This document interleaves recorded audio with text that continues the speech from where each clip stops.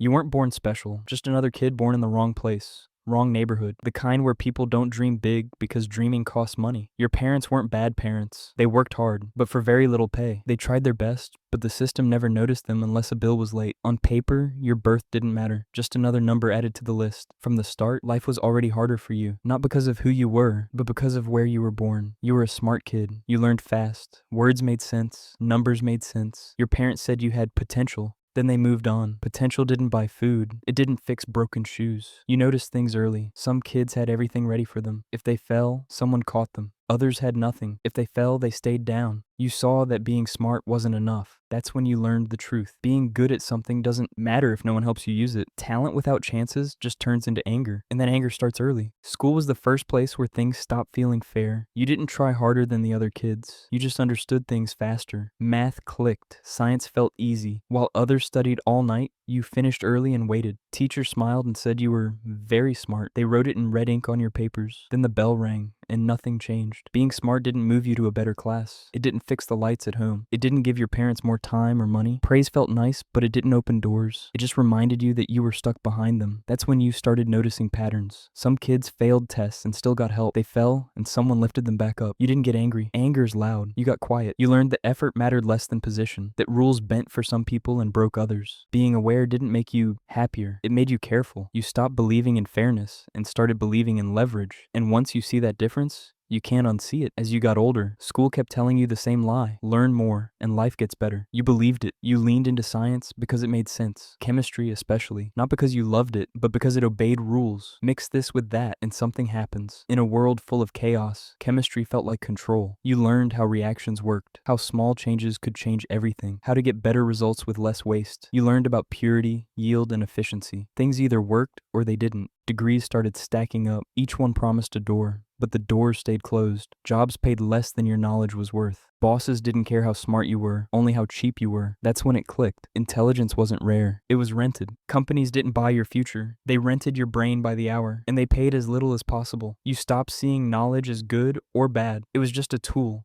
Chemistry didn't have morals. It only had results. And for the first time, you understood something dangerous. Being good at something doesn't make it right. It just makes it effective. Adult life didn't arrive all at once. It leaked in through the cracks. You had the education, but the jobs didn't match. You stood in rooms explaining complex science to managers who barely understood it. They nodded. They smiled. Then they signed paychecks 10 times bigger than yours. You went home with just enough to survive. Your body felt older than it should. Your resume stayed the same while your back got tired and your hands shook from too much coffee and not enough rest. Then life added weight. A sick parent, a child, someone who depended on you. Medical bills showed up fast. Rent didn't care that you were smart. Debt didn't care that you worked hard. Every month became a fight you were slowly losing. You did everything the right way. You followed the rules, and the rules still failed you. You asked for help, loans, second chances. The answers were always the same. That's when something broke, not loudly but quietly. You realized the law wasn't designed to save you. It was designed to ignore you. And for the first time, the idea of staying legal stopped feeling noble and started feeling foolish. The idea didn't feel criminal at first. It felt practical. You didn't see drugs. You saw a process, a problem that could be solved better. Chemistry didn't care about laws, morals, or consequences. It only cared about inputs and results. If you did it right, you got a clean outcome. If you didn't,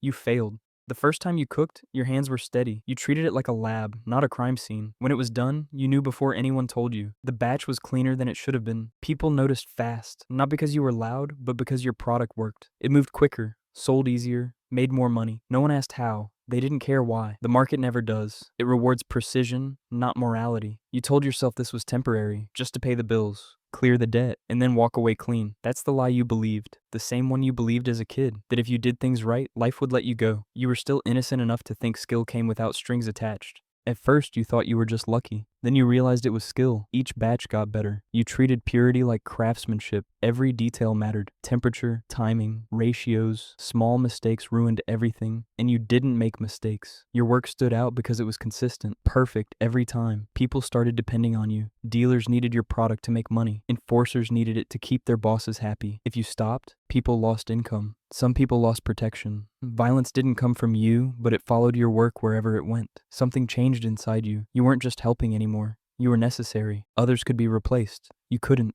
That idea settled in your chest and stayed there. Fear didn't disappear all at once. It faded. In its place came confidence, then pride. You stopped looking over your shoulder. You started correcting others, teaching them, setting standards. You heard your name spoken carefully, like it mattered, like it carried weight. Being good at something this dangerous didn't feel like a mistake anymore. It felt like purpose. That's when the line moved. You weren't just surviving, you were excelling. And for the first time in your life, the world rewarded you for being the best at what you did. As things grew, you stopped seeing it as a crime at all. It looked like a business. You weren't selling drugs anymore. You were running a business. People above you handled the mess. People below you handled the risk. You stayed in the middle, where everything made sense. You told yourself you didn't hurt anyone. Bad product hurt people. You believed efficiency reduced damage. In your mind, you weren't the villain. You were the fix. The money changed life at home. Bills disappeared. The fridge became full. The clothes were new. But something else faded. Dinners got quiet. Conversations felt careful. Your family smiled, but their eyes didn't relax. You were present, but distant. You liked being in control. It made you feel safe, untouchable.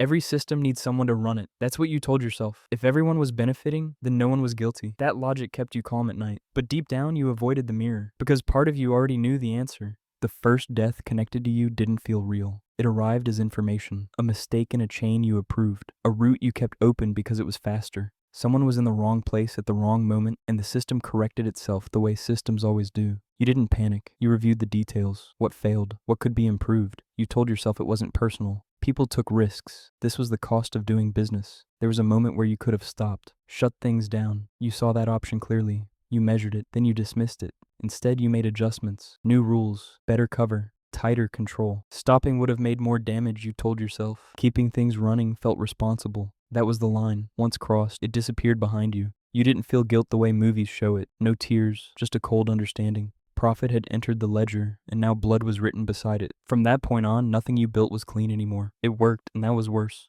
It didn't fall apart all at once. It snapped into place. The system you trusted didn't panic, it adjusted. People you thought were loyal had plans you never saw, exit strategies that didn't include you. While you were managing everything, they were preparing for your removal. The betrayal wasn't dramatic. No shouting, just silence where answers used to be. Calls stopped getting returned. Meetings were canceled. The irony hurt more than the loss. You weren't beaten by someone smarter. You were beaten by people who kept it simple. They didn't overthink. They followed basic rules. Survive first. Cut weight early. Time stopped behaving normally. Days collapsed into minutes. Years disappeared into paperwork, hospital lights, interrogation rooms. Your empire shrank to a chair, a bed, a cell. That's when it became clear. The system never cared how good you were. You were useful, then replaceable. Just another part swapped out when it wore down. All that brilliance, reduced to a footnote in someone else's plan. Systems don't forgive, they don't admire, they move on. At the end, everything gets quiet. You're in a small room, maybe a bed, maybe a chair. It doesn't really matter. What matters is that your story is almost over, like a science experiment that is finished. Nothing left to mix. Your life plays back in your head, but not like memories, like simple steps. You were born here. You learned this. Pressure kept adding up. Time kept pushing. This is what came out in the end. You weren't born bad. You weren't trying to hurt people. You were just very good at solving problems. You used what you had and made it work. The system liked that. Until it didn't need you anymore. Now you see the truth. If just one thing had been different, your life would have gone another way. But nothing changed, so neither did the ending. That's the warning. This isn't just your story. If another kid is born in the same place, with the same pressure, and no way out, they'll follow the same path. Not because they're bad, but because the setup is the same. Same start, same rules, same ending.